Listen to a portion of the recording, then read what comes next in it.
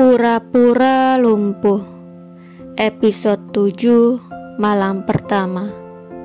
Karya Via Raya. Maaf, aku cuman gak suka ada yang bahas tentang masa lalu aku. Lirih Firas mengecup kening Prita dan keluar menuju ruang kerjanya. Prita bertanya-tanya pada dirinya sendiri. Memangnya ada apa dengan masa lalu Firas? Kenapa ia begitu marah ketika Prita membahas tentang masa lalunya? Apa yang membuatnya begitu terluka? Prita penasaran dengan apa yang terjadi pada Firas di masa lalu. Sampai di keesokan harinya, Firas masih berada di ruang kerjanya. Muncul lingkaran hitam di bawah matanya. Itu karena semalam ia tidak bisa memejamkan matanya sama sekali. Ia benar-benar merasa bersalah dengan apa yang telah ia lakukan terhadap Prita. Malam pertama mereka terlewat begitu saja. Meskipun mereka tidur satu kamar juga, belum tentu mereka melakukannya karena Prita masih kelas 3 SMA. Jadi tidak mungkin bagi keduanya untuk melakukannya. Dan satu hal lagi, pernikahan mereka bukan atas dasar cinta. Jadi akan sangat tidak mungkin bagi mereka berdua untuk bermesraan. Mas Firas mana? Kok gak ikut sarapan? Tanya Prita pada Surti. Hari ini Prita berangkat ke sekolah. Beruntung ketika ia bangun tidur tadi, seragam dan peralatan sekolahnya sudah tersusun rapi di atas sofa. Kalau tidak, maka hari ini ia harus bolos sekolah. Saya nggak tahu Nyomut, dari pagi saya nggak lihat Tuan. Mungkin sekarang Tuan sedang berada di ruang kerjanya, jawab Surti. Oh gitu, kata Prita melirik ke arah ruang kerja Firas. Prita bergegas menghabiskan sarapannya.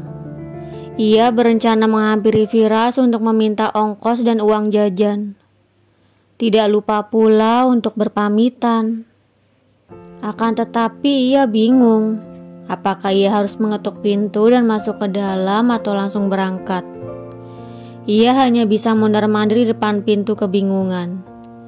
Namun, ketika Firas membuka pintu, Prita langsung berlari menjauh.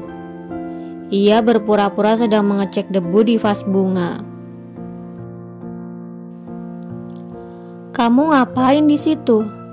Nggak berangkat ke sekolah? Udah siang loh, kata Firas melihat jam di dinding menunjukkan pukul 7 kurang.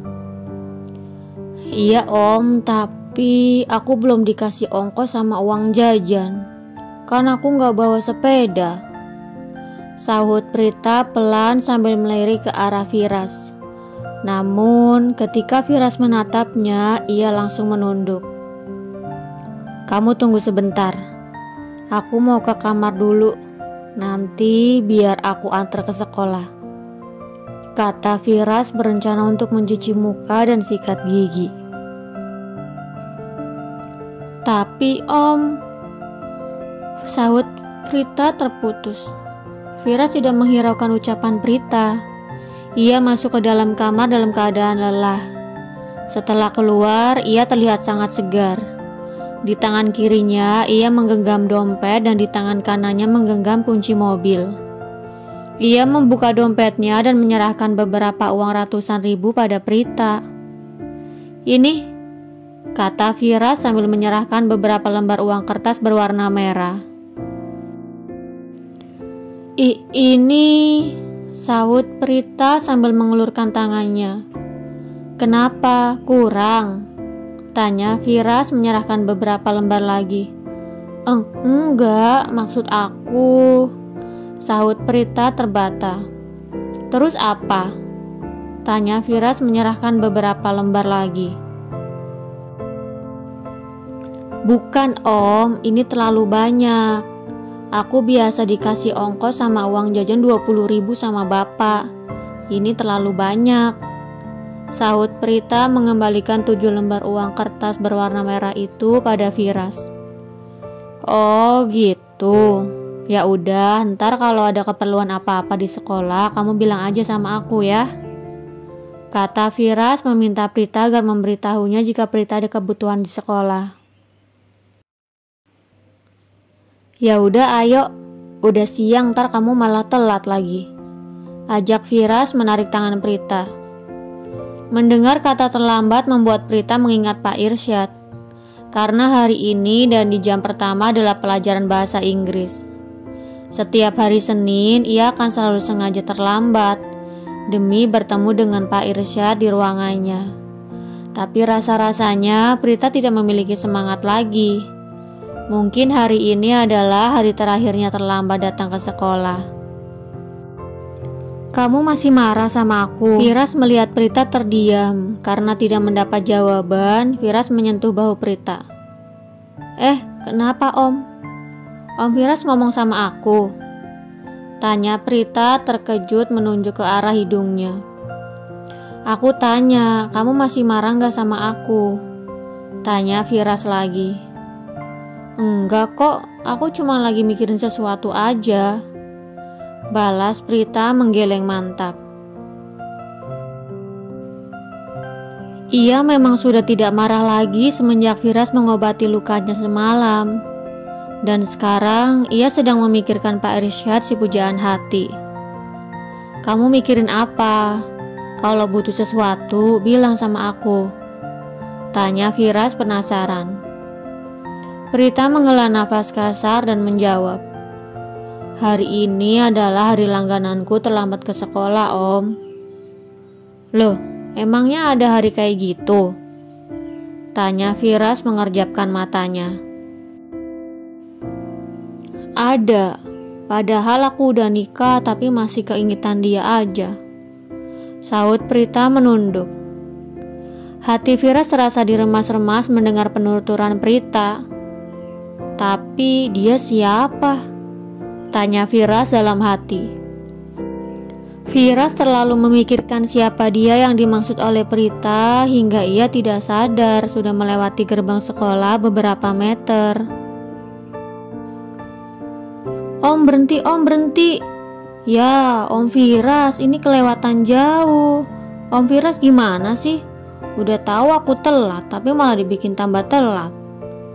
Keluh Prita mendengung kesal. Iya, maaf. Aku tadi lagi gak fokus. Sahut Firas meminta maaf sambil memutarbalikkan mobilnya.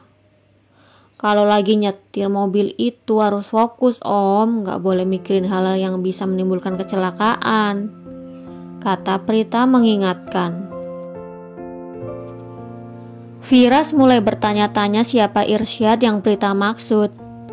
Apakah kehadiran Irsyad di tengah-tengah pernikahan mereka berdua akan membuat Firas terganggu? Ya, meskipun pernikahan mereka bukan dilandasi oleh cinta. Iya, maaf. Sahut Firas meminta maaf lagi. Sampai di depan gerbang, sekolah sudah terlihat sepi.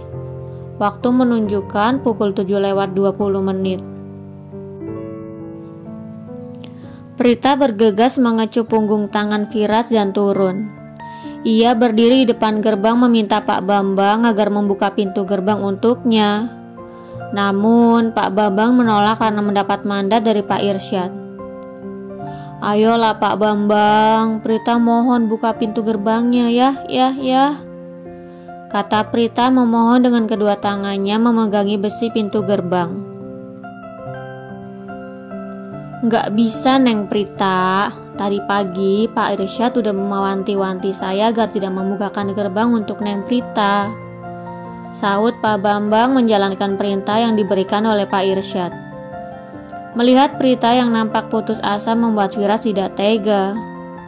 Ia turun dari mobil dan menghampiri Pak Bambang.